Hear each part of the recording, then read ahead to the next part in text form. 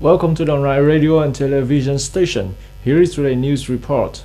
On January 21st, at the Provincial Military Command, the People's Committee of Dong Nai Province held a conference on reviewing the tasks of local defense, self-defense militia, education on national defense and security in 2020, and implementing directions mission in the year 2021.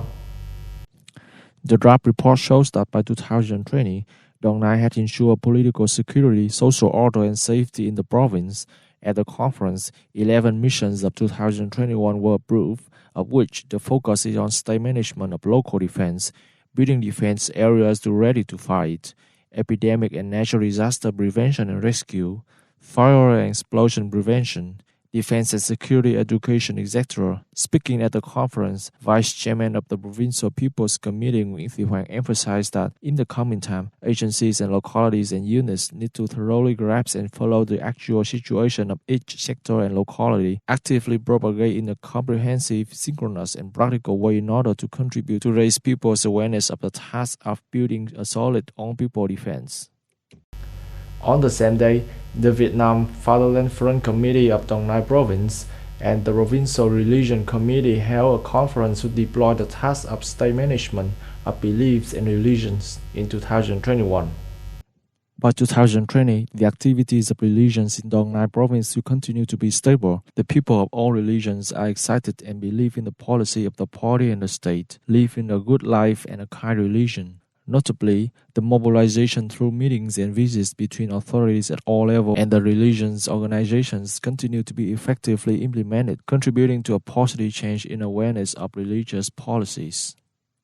Speaking at the conference, Vice Chairman of Provincial People's Committee Thái Bảo noted that the Provincial Religion Committee must actively coordinate with the relevant agencies, consult the Provincial Committee to handle timely the religious activities in accordance with the party's guidelines and the state's legal policies.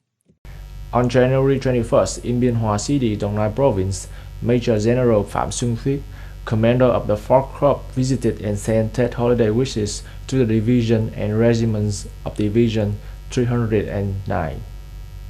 In 2020, the party committee and commanders of Division 209 have led and directed the unit to successfully and excellently complete dual tasks, both maintaining duty and training to ready to fight, and preventing the epidemic effectively, determining not to let the epidemic spread into the army. On behalf of the delegation, Major General Phạm Xuân Thuyết gave gifts and sent holiday wishes and asked the party committee commander of Division 209 and other units in the division to continue to strictly maintain the task of being ready to fight, contribute to assure the absolute safety of the 13th National Party Congress, caring for cadres, soldiers, and local people in the area of the unit in order to welcome a happy, safe, and economical spring, not to forget the mission. On January 21st, the U.S. Bicameral Congress passed an immunity, thereby clearing the way for Mr. Lloyd Austin, who was nominated by the President Joe Biden to become the Secretary of Defense. With 326 votes in favor and 78 against, the U.S. House of Representatives passed the right to exempt Mr. Austin from a civil control law of the U.S. military, which prohibits veterans from becoming the Secretary of Defense unless they have been out of military for at least 7 years.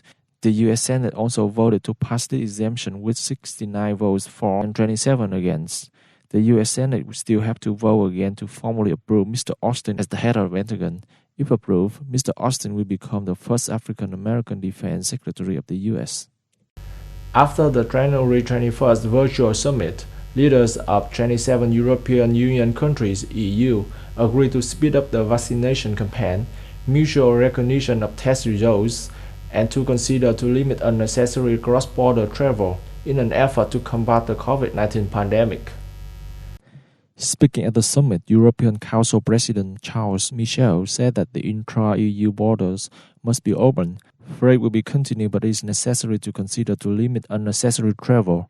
President Michel said member states had agreed on a European Council's recommendation to establish a common framework for the use of fast antigen tests and a mutual recognition of COVID-19 test results throughout the EU. That's all of the news today. Thank you for joining us. Have a nice weekend.